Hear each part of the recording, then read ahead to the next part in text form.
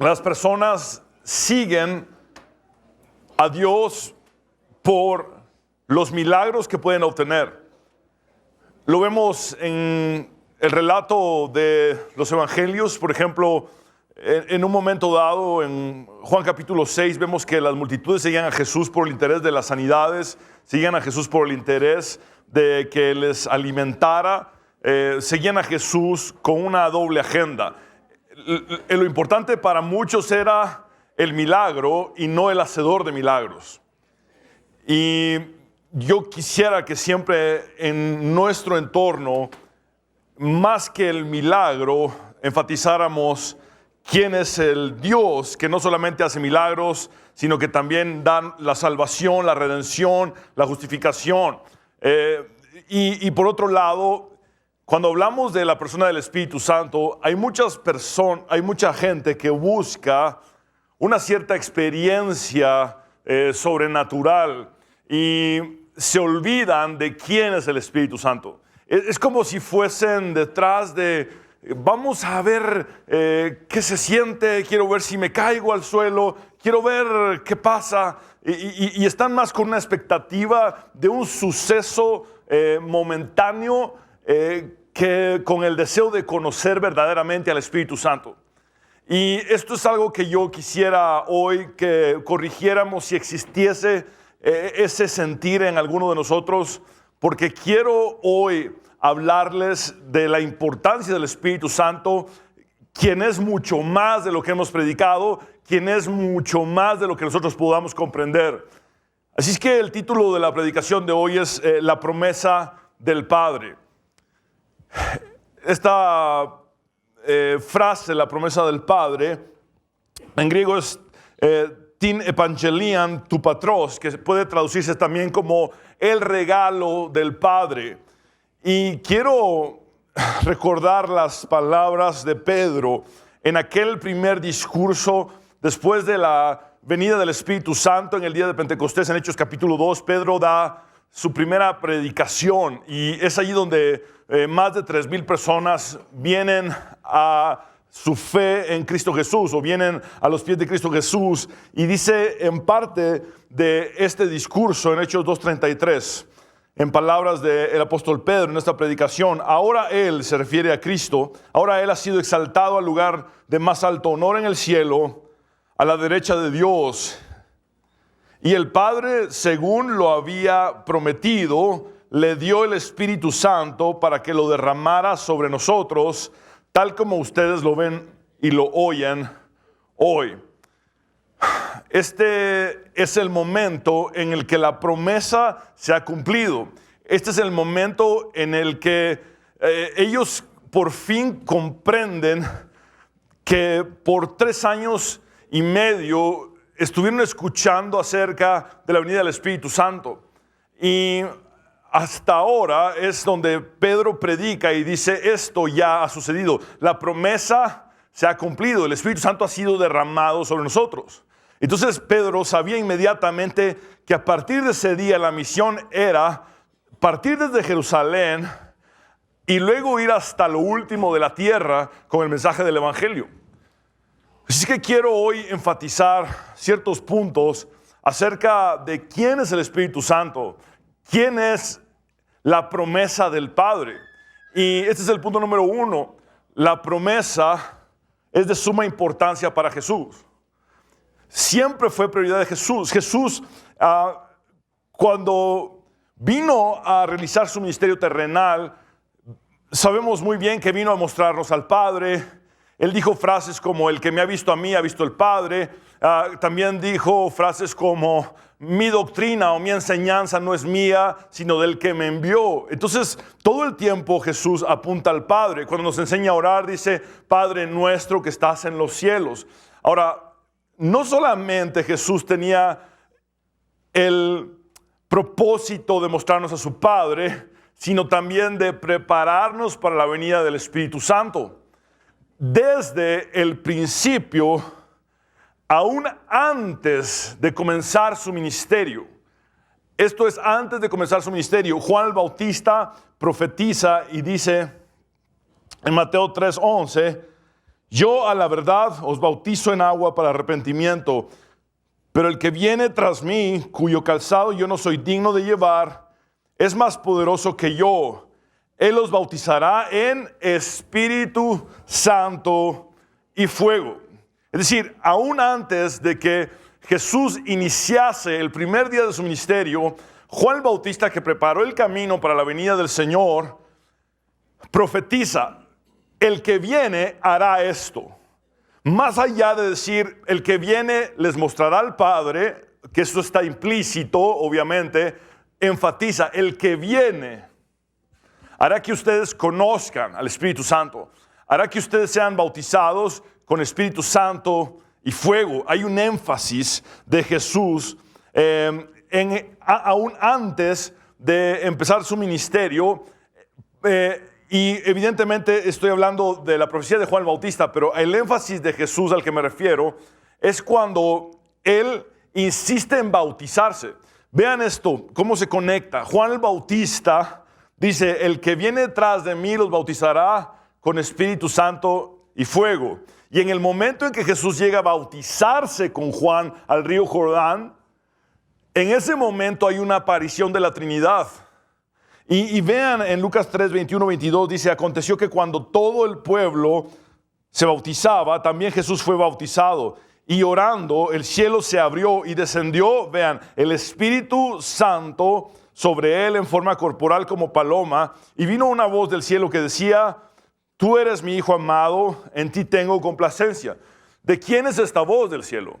Del Padre.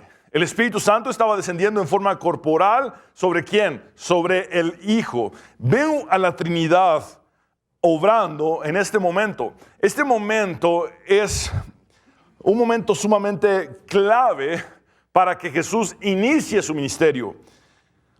Después de ser bautizado en las aguas, Jesús va al desierto y se enfrenta con el mismo Satanás, quien le presenta las tentaciones que hemos estudiado en los evangelios.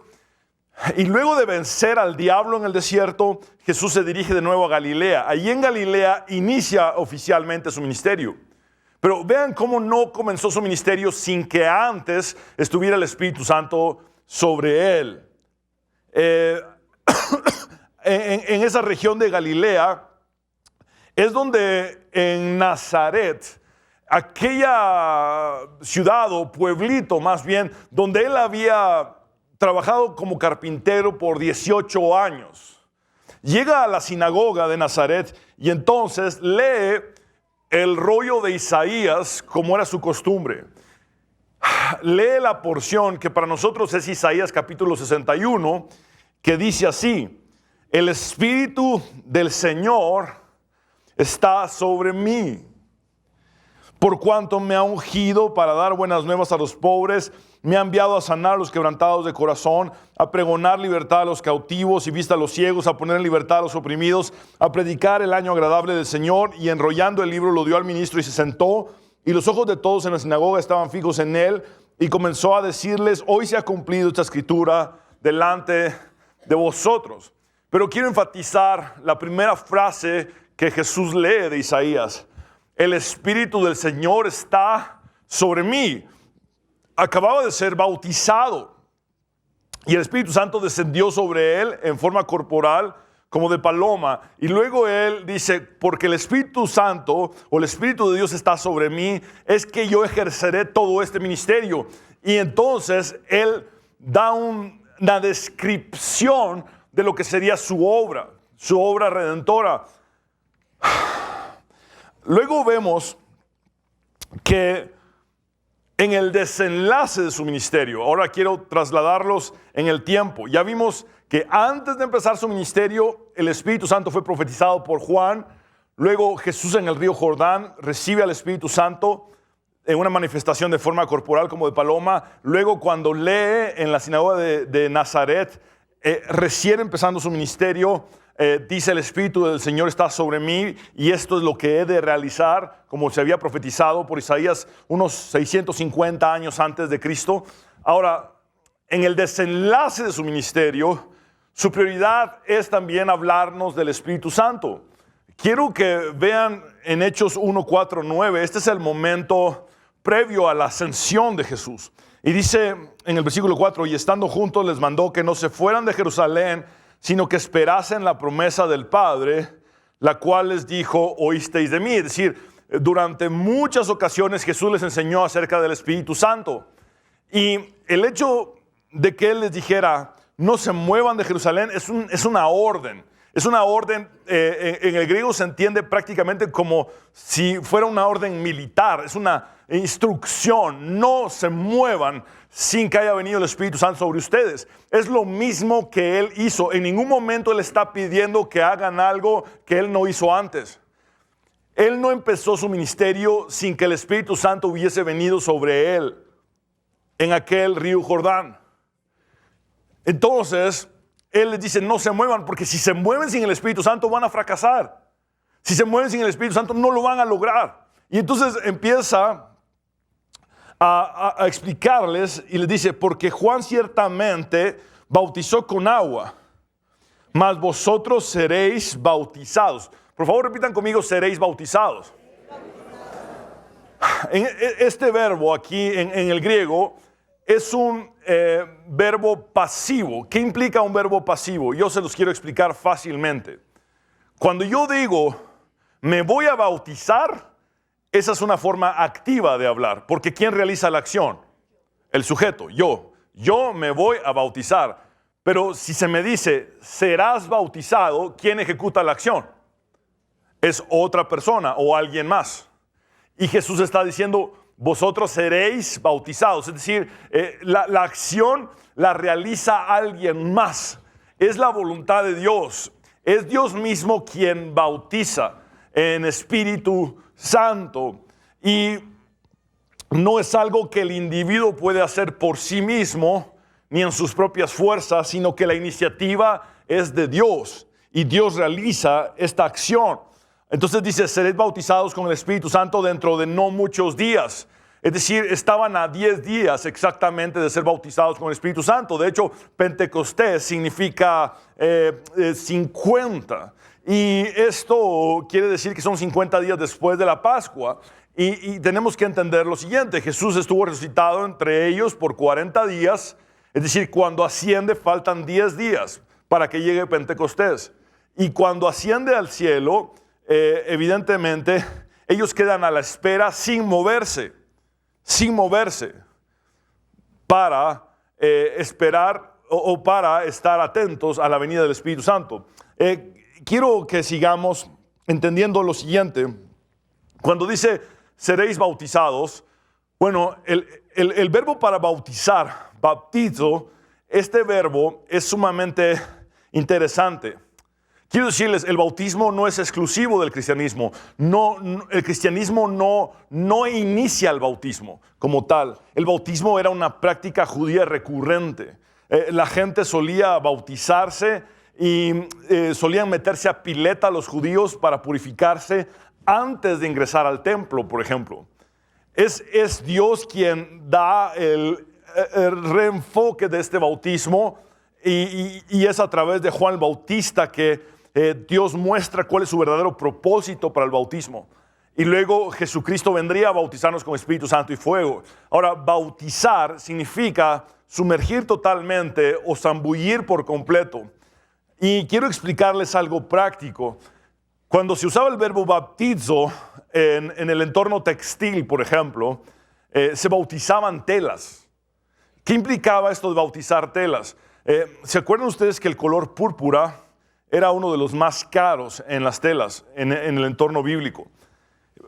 Tenían un recipiente con el color con el que querían teñir una tela, y entonces tomaban una tela, por ejemplo, de lino y la zambuían, la sumergían.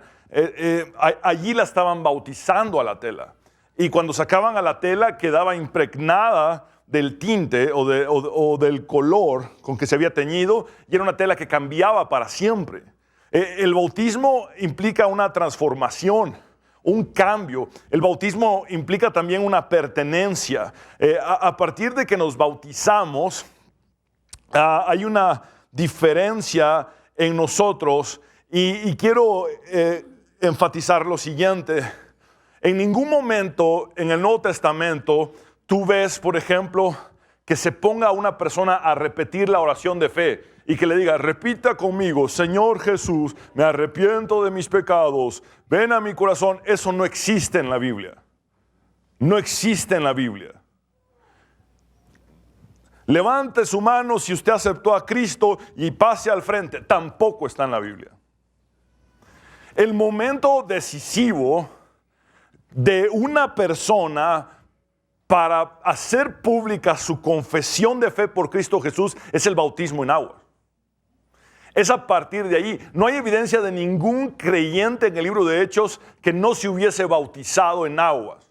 En todo momento, si alguien creía en Jesús, su conversión tenía como punto de partida el bautizarse en aguas. Ahora, Jesús vendría a hacer algo más profundo. El bautismo en aguas es para arrepentimiento. El bautismo con el Espíritu Santo es para darnos el poder que necesitamos para ejercer la misión que Él nos da. Y dice el versículo 6 de Hechos capítulo 1, previo a la ascensión, dice, entonces los que se habían reunido le preguntaron diciendo, Señor, ¿restaurarás el reino a Israel en este tiempo? Y saben que no los culpo porque ellos estaban teniendo una lógica en la cosmovisión judía de que la venida del Espíritu de Dios era simultánea al establecimiento total del reino de Dios. Entonces ellos pensaron cuando Jesús les habla de que el Espíritu Santo vendría sobre ellos en no muchos días, que el establecimiento consumado del reino de Dios se daría también. Pero, Jesús les responde y les dijo, no os toca a vosotros saber los tiempos o las sazones. Y sazones no significa cocinar o algo así. Sazones aquí significa épocas o sucesos que el Padre puso en su sola potestad. Se los voy a decir en buen chapín. No les corresponde a ustedes estar poniendo fechas, no les corresponde a ustedes estar viendo cuándo sí, cuándo no, qué fecha, les corresponde hacer el trabajo. Eso es lo que está diciendo.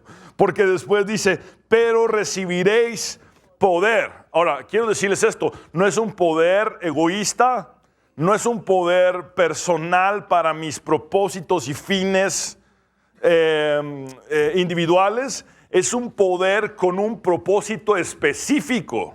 Se nos entrega un poder con un propósito específico y aquí va el propósito. Cuando haya venido sobre vosotros el Espíritu Santo, es decir, no tendríamos el poder para hacer la iglesia sin el Espíritu Santo. Y luego dice, y me seréis testigos. Es decir, el poder que recibo es para ser testigo. Por favor, repitan conmigo, testigo. Es la palabra griega mártires. ¿Les suena? Mártires. ¿Hay alguna palabra en español que se parezca? Mártires. Es decir, ustedes van a recibir poder para predicar acerca del evangelio a toda costa. Van a recibir poder para hacerlo con valor, para estar dispuestos aún a morir por mi causa. Y de los discípulos que oyeron esto, de los apóstoles, de los 11 apóstoles que escucharon y recibiréis poder para ser mártires, 10 murieron violentamente. Y solo uno murió de viejo. Y el que murió de viejo, personalmente pienso que es el que más sufrió. ¿Creemos que Juan no sufrió, el discípulo amado? Claro que sufrió. Lo metieron en aceite hirviendo con el fin de matarlo. Tuvo quemaduras intensas. Después de estar quemado, lo mandaron a Patmos, a una isla rocosa. En esa isla rocosa, evidentemente, con sus problemas de piel, era muy difícil para él estar. Y otra cosa más, saber que cada uno de sus compañeros ha muerto y que es el único que queda de entre los 11 restantes en aquella ocasión. Recordemos que después se integra Matías, pero todos ellos fueron mártires. El mismo Juan sufrió mucho. Y vemos que ese poder entonces no es para yo, voy a hacer mi gran ministerio, voy a ser yo una persona muy reconocida y famosa. No, ese poder es para testificar de Cristo, aún dando mi vida por la causa de Él.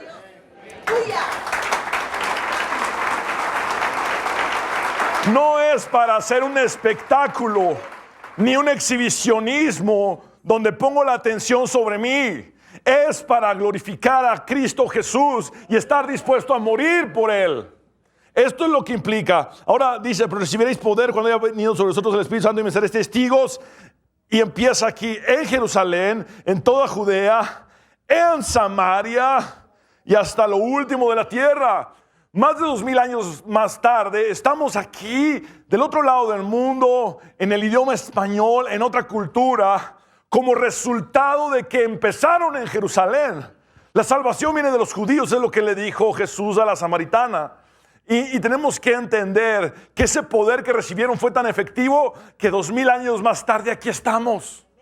Aquí estamos en un domingo de Pentecostés. Y luego dice en el versículo 9, y habiendo dicho estas cosas, viéndolo ellos, fue alzado y le recibió una nube que le ocultó de sus ojos. Es decir, él tenía que irse para enviar la promesa de su Padre. Esta es lógica, sencilla. Él asciende y 10 días después viene el Espíritu Santo sobre aquellos. Punto número 2, la promesa es todo lo que necesitamos para cumplir con la misión que Dios nos ha encomendado. Quiero ahora transportarlos en el tiempo al día jueves de la pasión de Cristo. Quiero llevarlos al aposento alto. Quiero que recuerden que allí Jesús había lavado los pies de sus discípulos, luego los sentó a la mesa y luego tuvo una conversación sobre aquella mesa con sus discípulos, y su énfasis en esa conversación fue la venida del Espíritu Santo sobre ellos. Y esa misma noche Jesús fue entregado, pero sus últimas palabras antes de ser entregado tienen que ver absolutamente con el Espíritu Santo, y quiero enfatizar algunos de estos versículos. En Juan 14, 16 dice el Señor Jesucristo, y yo. Bueno, ¿quién es el que está diciendo yo? Muy bien, se los acabo de decir, es Jesús. ¿Qué persona de la Trinidad es? La segunda persona de la Trinidad es el Hijo. Y yo rogaré al Padre. Muy bien, ¿qué persona de la Trinidad es el Padre? Evidentemente el Padre, vale la redundancia. Entonces vemos al Hijo y vemos al Padre. Y os dará otro consolador. El consolador es el Espíritu Santo, que es la tercera persona de la Trinidad. Entonces ves una interacción. El Hijo ruega al Padre y entonces vendrá otro consolador, el Espíritu Santo. Ahora quiero resaltar la palabra otro, porque significa que Jesús está autodefiniendo. Jesús está diciendo, yo soy el primer consolador que mi Padre envió. Y tenemos que entender esto. Hay muchos que dicen, ay, cómo quisiera yo haber nacido en los tiempos de Jesús y haber visto el ministerio de Jesús, y cómo quisiera yo haber sido su discípulo. Y quiero decirles esto, así como Jesús es consolador, Parácletos, hemos recibido a otro consolador y es el Espíritu Santo. Quiero darles este dato. Jesús, como se hizo hombre, él podía estar en un lugar a la vez. Al hacerse hombre, Jesús caminaba por la región de Israel, enseñándonos acerca del reino de los cielos, del reino de Dios, mostrándonos al Padre y preparándonos para la venida del Espíritu Santo. Ahora, el Espíritu Santo está en todo momento, en todo lugar. Y somos realmente bendecidos por vivir en este tiempo, por tener la oportunidad de tener al Espíritu Santo con nosotros. Por eso Jesús incluso dice, os conviene que yo me vaya, para que venga sobre vosotros el Espíritu Santo. Y estoy parafraseando sus palabras, pero quiero que noten que dice que este Consolador, Espíritu Santo, sería enviado, perdón, para que esté con vosotros para siempre. Que esté con vosotros para siempre. Ahora quiero explicar por un momento la palabra parácletos, que es consolador. ¿Puede repetir conmigo consolador?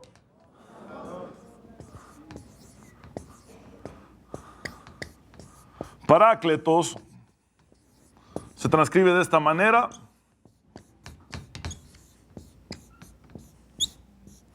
Y es una palabra compuesta. Y quiero empezar por decirles, no hay una palabra exacta que sea su equivalente en español. Es muy difícil encontrar una palabra exacta que pueda traducir a la palabra griega parácletos. Es una palabra compuesta, la vamos a dividir a la mitad. Tenemos una preposición aquí que es para, que significa al lado o junto a. Y kletos viene del verbo kaleo, que significa llamar. Entonces el Espíritu Santo es aquel que es llamado al lado. Llamado al lado es lo que implica. Él está llamado a nuestro lado. Esto es lo que significa etimológicamente parácletos. Ahora, quiero que podamos ver algunas traducciones de la Biblia y cómo han intentado una y otra versión de la Biblia darle sentido a esta palabra en español, pero es muy complejo. Vimos ya que la Reina Valera 1960 traduce parácletos como consolador. Ahora, en la Nueva Traducción Viviente dice, y yo le pediré al Padre y Él les dará otro, vean esto, abogado defensor, quien estará con ustedes para siempre. La palabra de Dios para todos dice, le pediré al Padre y les dará otro, vean, consejero, para que esté siempre con ustedes. Y la traducción en lenguaje actual dice, y yo le pediré a Dios el Padre que les envíe al Espíritu Santo para, ahora vean cómo lo traducen, que siempre los ayude. Aquí sería el término ayudador, para que sea su ayudador y siempre esté con ustedes. De hecho, en algunas versiones en inglés se traduce como the helper, el ayudador. Y de hecho, ayudador es una de las mejores traducciones para parácletos, porque es alguien que está constantemente llamado a nuestro lado para ayudarnos en todo, en absolutamente todo. Y en este intento de definir la palabra parácletos, hay ciertas imágenes que pueden ayudarnos para entenderla. La imagen de un amigo llamado para ayudar a una persona que está en angustia o que está en confusión. Por ejemplo, también la imagen de un comandante llamado para ayudar a un ejército desanimado, a un ejército desalentado o descorazonado. O la imagen de un abogado defensor llamado para ayudar a un acusado que necesita resolver un caso. Estamos hablando de que el propósito del Espíritu Santo es ayudarnos en todo, absolutamente todo. Punto número 3. La promesa es la plenitud de la obra de Dios en nosotros.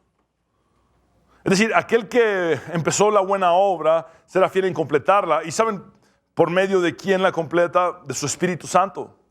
Es el Espíritu Santo en el que trabaja en nosotros y nos transforma. Quiero que vean los versículos 16 y 17 de la conversación de Jesús con sus discípulos en el aposento alto. Y yo rogaré al Padre y os dará otro consolador. Esto es lo que acabamos de leer, pero ahora quiero resaltar algo más. Para que esté... Ahora, por favor, repitan conmigo la palabra subrayada. Con. Muy bien. Voy a anotar esa palabra porque es importante para entender la obra del Espíritu Santo. Para que esté con vosotros. Esa palabra griega es metá.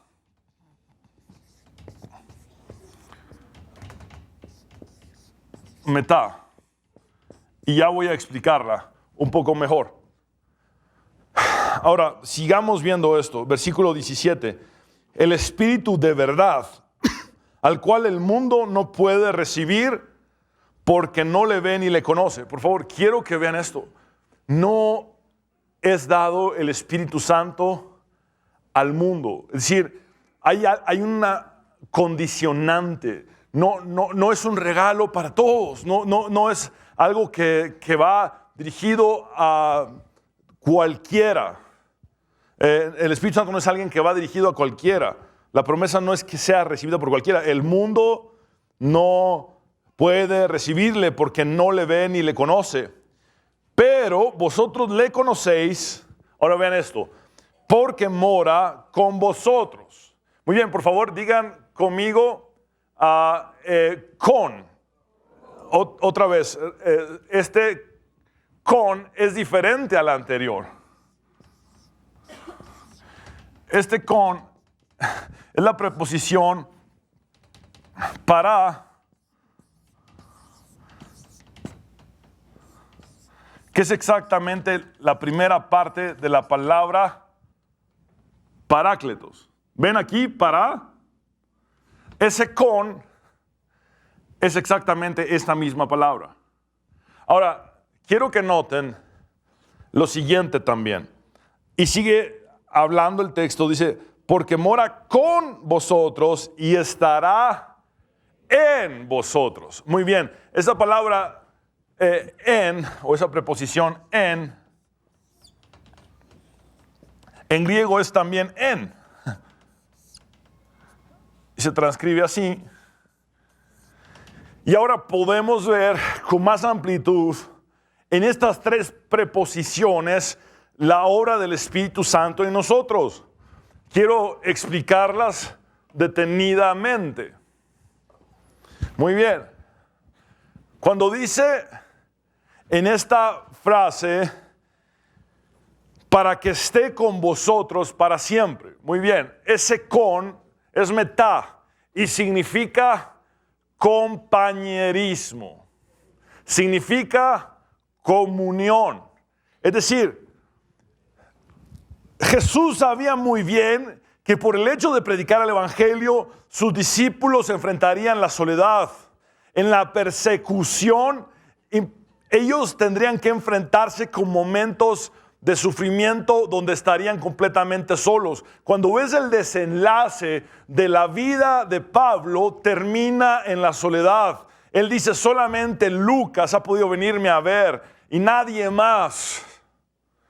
En esa soledad, el Espíritu Santo es quien hace esta compañía, es quien está con nosotros en una comunión. Es decir, el creyente, el cristiano que realmente tiene el Espíritu Santo, debe de estar consciente que la soledad no existe, porque la presencia del mismo Dios está para acompañarle para siempre. Para siempre. Ahora, la siguiente frase que Jesús usa es porque mora con vosotros. Y porque mora con vosotros, vean cómo nosotros traducimos igual con, pero es otra preposición en griego. Es para, que es la primera parte de la palabra parácletos. ¿A qué me refiero con esto? Esto significa que el Espíritu Santo no solamente nos acompaña, no solamente tiene comunión con nosotros en todo momento, sino que además está a nuestro lado en este sentido, para defendernos, para protegernos, para guardarnos, para guiarnos, para aconsejarnos, para mostrarnos la verdad, para decirnos qué hacer, qué decir, para enseñarnos como Jesús lo dice también. Es decir, no solo está conmigo, sino que tiene una función de estar a mi lado, de mi lado, para ejercer todo esto que les he dicho. Pero hay algo más, y dice, y estará en vosotros. Y obviamente aquí sí cambia la preposición en español. Y estará en vosotros. Esto quiere decir adentro, adentro, dentro de nosotros. Como una fuente de poder que fluye dentro de nosotros. Morar en nosotros. Dios morando en nosotros. Esto es sumamente poderoso. Entonces ves cómo Él es nuestra compañía, nuestra comunión, nuestro defensor, nuestro consejero, nuestro protector, nuestra guía, pero es también esa fuente de poder interna en nosotros para que ejerzamos el ministerio que Dios nos ha encomendado. Ahora, ¿cómo se llama el Espíritu de la promesa? Espíritu Santo. ¿Qué es lo que dicen los seres angelicales frente al trono de Dios? Santo, santo, santo es el Señor Dios Todopoderoso. La promesa es condicional. La promesa es condicional. Mis hermanos, no le es dada a quienes no aman ni obedecen a Cristo. Debo de predicar la Biblia como está escrita y no se predica para ejercer complacencias. Cuando Jesús empieza a hablar del tema del Espíritu Santo en el aposento alto, dice, esto es lo primero que dice: si me aman, obedezcan mis mandamientos. No hay otra forma de expresar nuestro amor a Dios. Nuestro amor a Dios no es un emocionalismo. Hoy me siento bien y hoy le amo. Mañana me siento mal y entonces le amo menos. Le voy a cantar serenata al Señor. Te amo, estoy enamorado. No es ese emocionalismo del que habla la Biblia. La Biblia habla de que el amor a Dios se expresa en obediencia. ¿Qué dice el profeta Samuel? Es mejor la obediencia que los sacrificios. En el versículo 23 dice, el que me ama, mi palabra guardará. Y mi Padre le amará y vendremos a Él. Esto es sumamente profundo, lo dice en plural. Y vendremos a Él y haremos morada con Él. Significa que la presencia del Espíritu Santo en nosotros es la misma Trinidad de Dios en nosotros. Padre, Hijo, Espíritu Santo. Por eso Jesús dice, yo estaré con vosotros todos los días hasta el fin del mundo. Implica que al morar el Espíritu Santo en nosotros, Cristo hace morada en nosotros, el Padre hace morada en nosotros. Por eso, la promesa solo es para aquellos que de verdad buscan la santidad. Sin santidad, nadie verá a Dios. Y ¿sabe una cosa?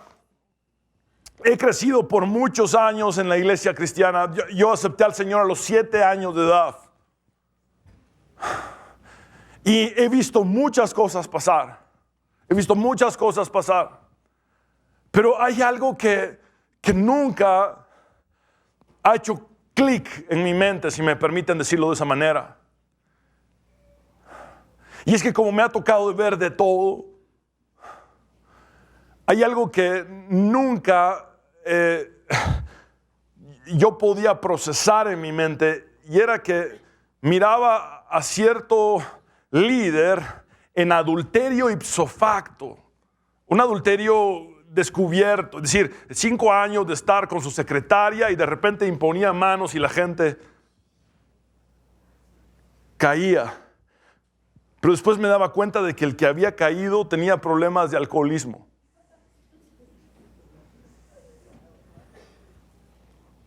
Algo no cuadra aquí.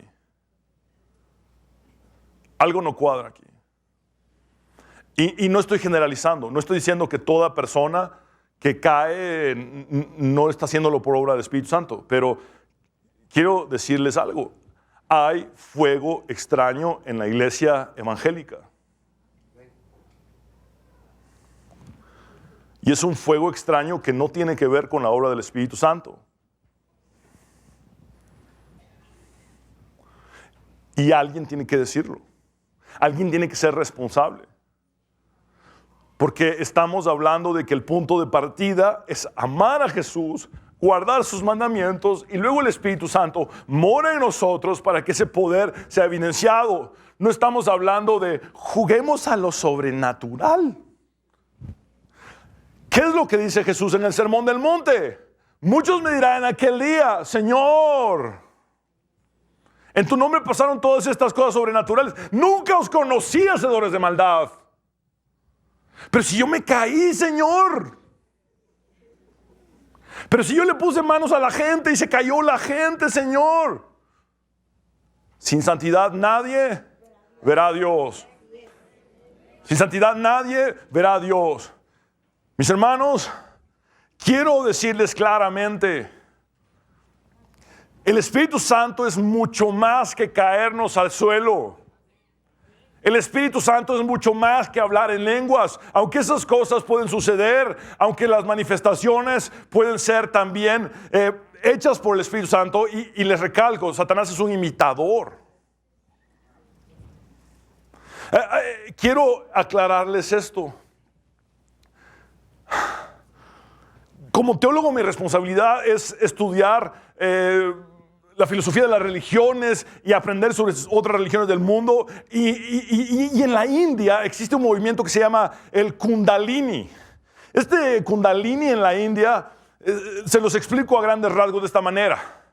El Kundalini es la fuerza de una serpiente invisible que se toca con el ser interior de la gente, y entonces cuando las personas tienen ese encuentro con la serpiente invisible, entran en un estado que se llama síndrome de Kundalini, y entonces caen al suelo, y entonces empiezan a reírse, entran en un trance colectivo.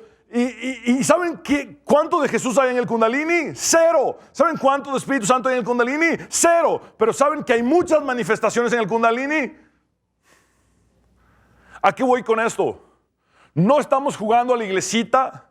No estamos jugando a los superpoderes de superhéroes, ministros. No estamos jugando a pecar y luego tener manifestaciones del Espíritu. Estamos hablando del Espíritu Santo, Santo, Santo.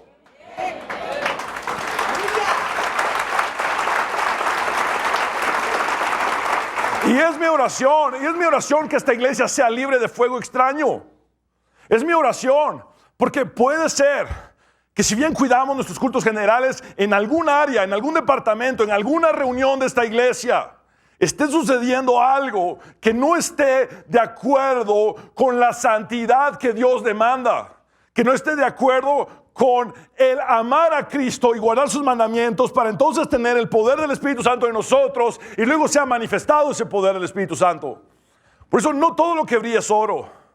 Satanás se disfraza como ángel de luz. Y quiero decirles, mis hermanos, anhelan al Espíritu Santo, muy bien. Amar a Cristo, guardar sus mandamientos. Primeros 2 pasos. Yo sé que es fuerte lo que estoy diciendo, pero es mi responsabilidad. Es mi responsabilidad. Hay manifestaciones que se dan en el entorno de iglesias evangélicas que no tienen que ver con el Espíritu Santo y que no tienen que ver con Cristo Jesús. Sin santidad no tenemos ninguna evidencia de que esas manifestaciones provengan de Dios.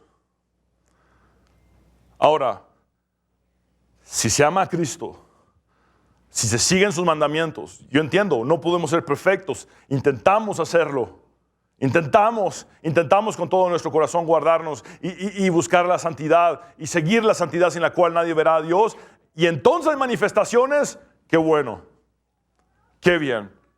Hubo manifestaciones en Hechos capítulo 2, pero cuando Jesús les dice, no se muevan hasta que haya venido sobre ustedes el Espíritu Santo, ¿saben qué fueron? 10 días de consagración, 10 días de estar buscando el rostro de Dios en oración, 10 días de estar unidos como hermanos, esperando en santidad que viniese el Espíritu Santo sobre ellos. Punto número 4. La promesa nos proporciona la capacidad de aprender y recordar todas las cosas. Por favor, repitan conmigo: aprender. Y repitan conmigo: recordar. Muy bien. Veamos lo que Jesús dice en el aposento alto. Mas el Consolador, el Espíritu Santo, a quien el Padre enviará en mi nombre, Él os enseñará todas las cosas y os recordará todo lo que yo os he dicho. ¿Saben cuál es el momento inmediato en que se cumple esto?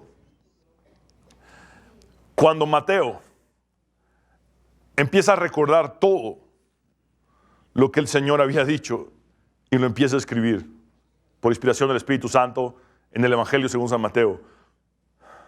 Cuando vemos a Juan recordando todo lo que Jesús había dicho y anotándolo también en el Evangelio según San Juan. Lo vemos cuando Pedro empieza a dictarle a Marcos los sucesos, los acontecimientos. Cuando Pedro escribe sus 2 cartas describiendo el Evangelio, está recordando la enseñanza de Jesús. Pero no solamente recordamos lo que Jesús dijo, sino también lo que Jesús hizo. Es decir, sus palabras que siempre fueron acompañadas de acciones. Jesús nunca dio palabras vacías que no fuesen acompañadas de acciones. Sus palabras y sus acciones permanecen para siempre.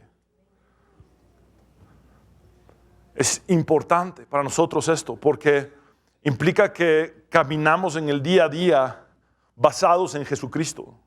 Porque el Espíritu Santo nos recuerda qué es lo que Jesús enseñó y qué es lo que Jesús hizo. Y es por eso que entonces cuando yo tomo decisiones en mi vida, las hago a la manera de Cristo. Las tomo a la manera de Cristo. Mis hermanos, el Espíritu Santo nos enseña. ¿Saben dónde más está esa expresión de enseñar en el Antiguo Testamento? Los líderes espirituales de Judá oran a Dios en el libro de Nehemías. Está registrado esto. Y cuando oran a Dios, les dice, así como enseñaste, así como tu Espíritu enseñó al pueblo en el desierto. Es decir, cuando andaban sin rumbo en el desierto, el Espíritu de Dios les enseñó para que pudiesen resistir la prueba en aquel desierto. El Espíritu Santo nos enseña. El Espíritu Santo nos recuerda la enseñanza de Cristo. Vean lo que dice Jesús mismo en Lucas 12, 11, 12. Cuando ustedes sean llevados a las sinagogas, y esto implica un tribunal religioso, y presentados ante magistrados y autoridades, esto es un juicio civil. No se preocupen de cómo o qué responder o qué decir, porque en ese mismo instante el Espíritu Santo les enseñará lo que deben decir.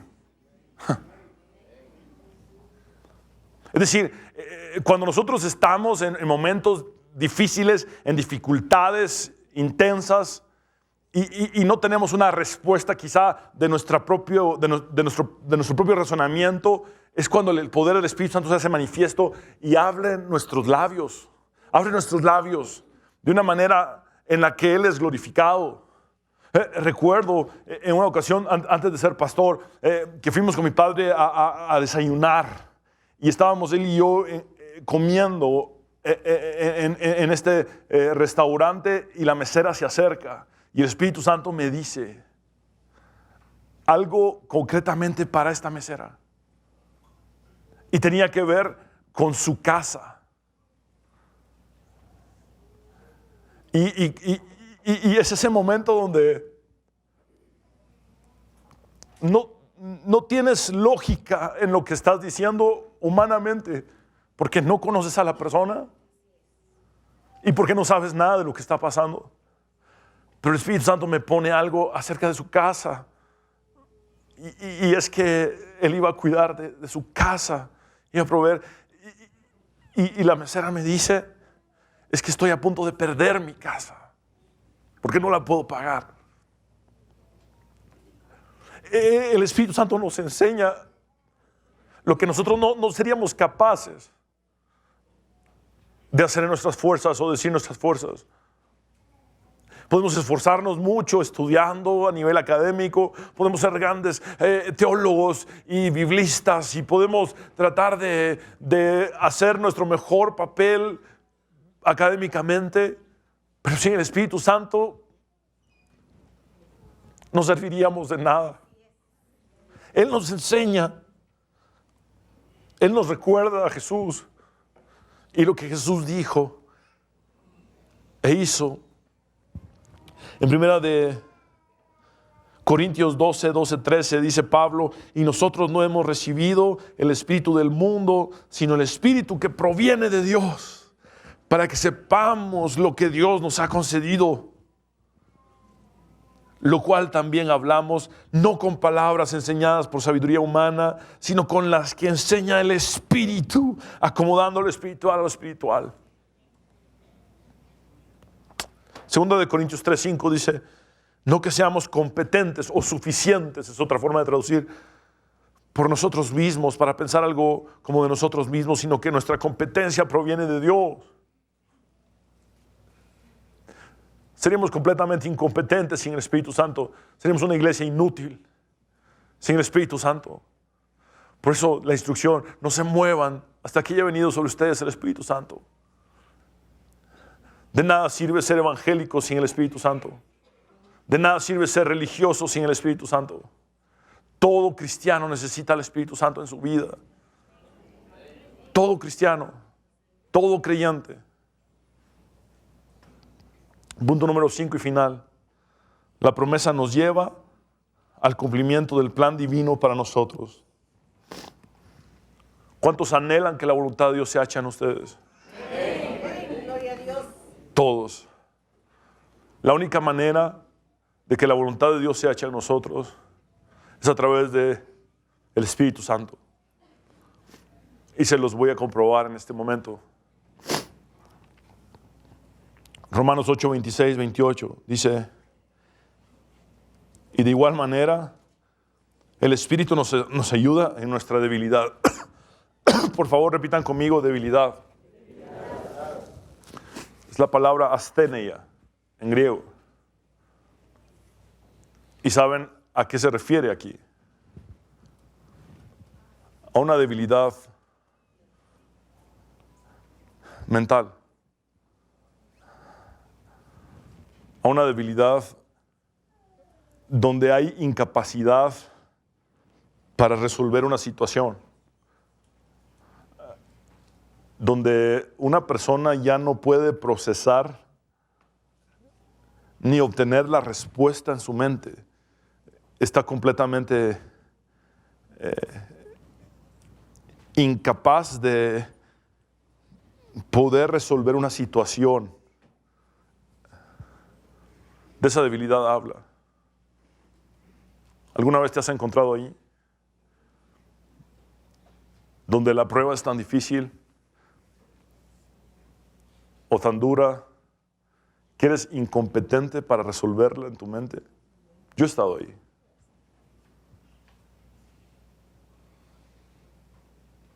E incluso estoy ahí.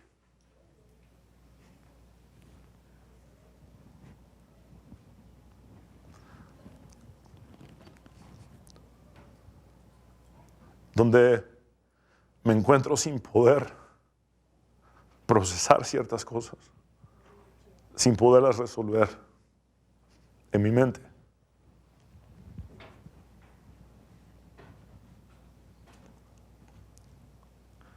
Y a veces, cuando te encuentras ahí, como no lo puedes resolver en tu mente, tratas de orar, pero cuando te arrodillas a orar, ni siquiera sabes qué pedirle a Dios.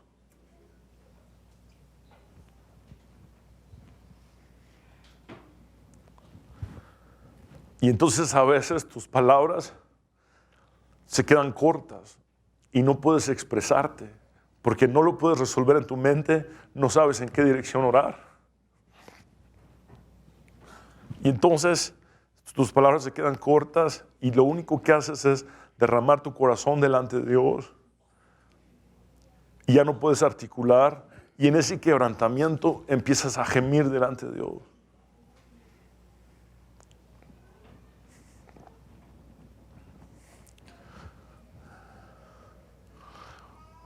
Veamos nuevamente el texto, versículo 26 de Romanos 8. Y de igual manera, el Espíritu nos ayuda en nuestra debilidad, pues ¿qué hemos de pedir como conviene?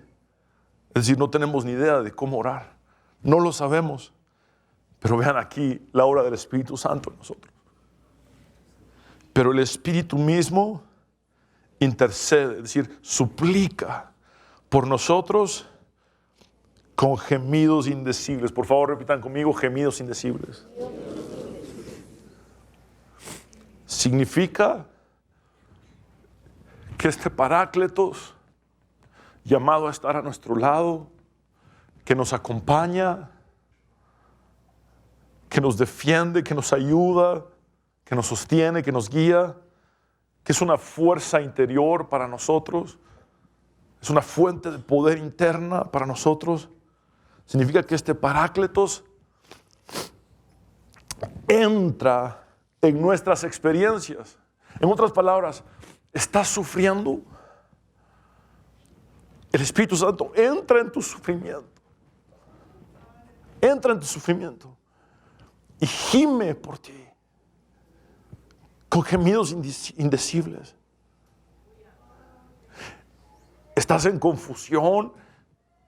El Espíritu Santo entra en esa confusión que tú tienes y entonces gime y suplica por ti. Estás en una debilidad sumamente fuerte en tu vida, sin rumbo, sin panorama. No sabes cuál es la voluntad de Dios. Y el Espíritu Santo entra en esa situación, se identifica contigo. En otras palabras, siente contigo. Y entonces gime juntamente contigo por lo que estás padeciendo, sufriendo, por lo que te está aconteciendo. Gime contigo, intercediendo por ti. Y entonces, Él sí sabe en qué dirección interceder. Cuando yo no sé en qué dirección orar, Él sí sabe en qué dirección interceder con esos gemidos indecibles que presenta.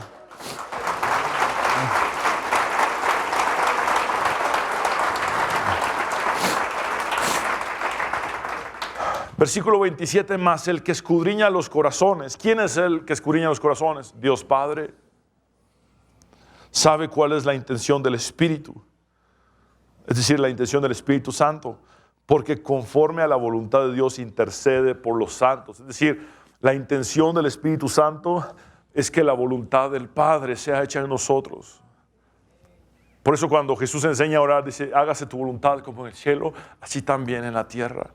Entonces, cuando tú no sabes cuál es la voluntad de Dios,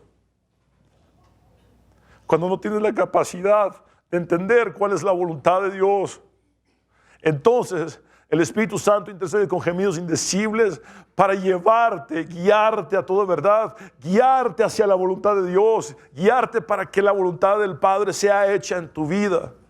Y entonces, el versículo 28 es una verdad en nosotros. Y sabemos que a los que aman a Dios, amar es también, ¿cómo se expresa ese amor según Jesús? Guardando sus mandamientos, obedeciendo su palabra. Muy bien. Y sabemos que a los que aman a Dios, se los digo de otra manera, y sabemos que a los que obedecen a Dios, sabemos que a los que honran a Dios, guardando sus mandamientos, obedeciendo su palabra, ¿qué pasa? Todas las cosas les ayudan a bien. Estos a los que conforme a su propósito son llamados. Y quiero decirles esto. Cuando dice la frase, todas las cosas les ayudan a bien, literalmente esto es lo que dice. Dios viene y reúne todo. Absolutamente todo. Lo que está aconteciendo contigo, o lo que sucede, o lo que ha sucedido contigo. Lo toma todo. Y lo torna para tu bien. Todo. Es como si Jesús dijera, dame lo mejor de ti, pero dame también tus errores. Dame tus aciertos, pero dame también tu basura. No la cargues más.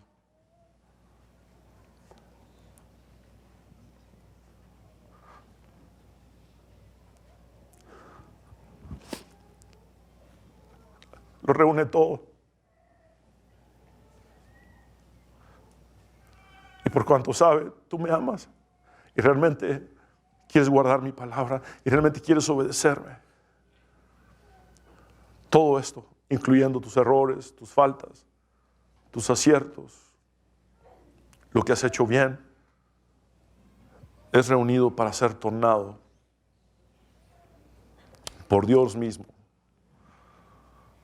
para que su obra sea perfeccionada en ti y para que la voluntad del Padre sea hecha en ti.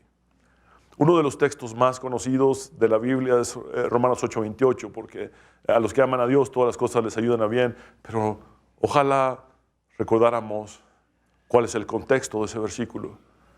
Es que ante nuestra debilidad el Espíritu Santo se identifica con nosotros, gime por nosotros, con esta intención, que la voluntad del Padre sea hecha en nosotros. Y entonces es capaz de reunirlo todo y tornarlo para bien. Les invito a que nos pongamos de pie, vamos a orar, mis hermanos.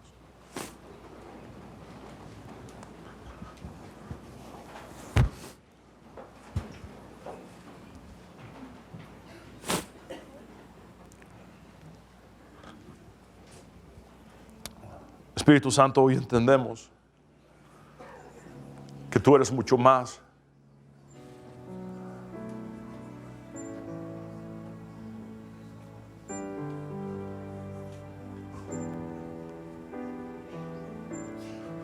que estaríamos completamente perdidos sin ti.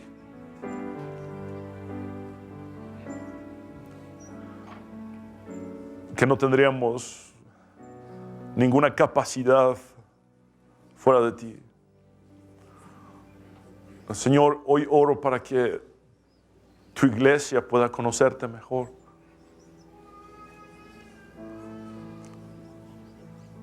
Señor, si alguien está experimentando soledad, quizá aún dentro de un entorno donde hay compañía de personas, puede haber una soledad muy intensa.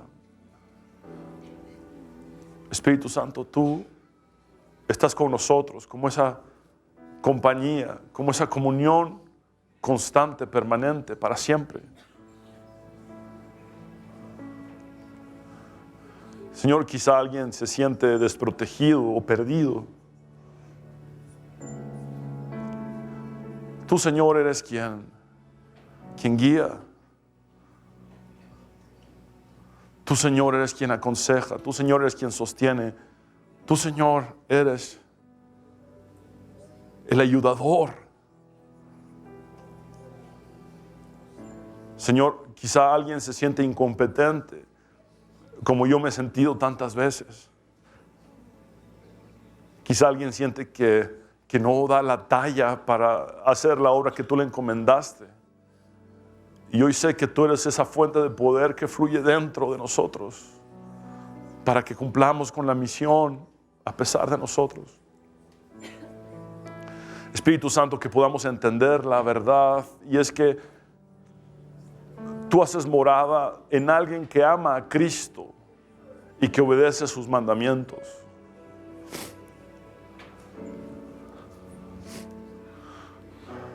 Señor, gracias por interceder con gemidos indecibles por nosotros.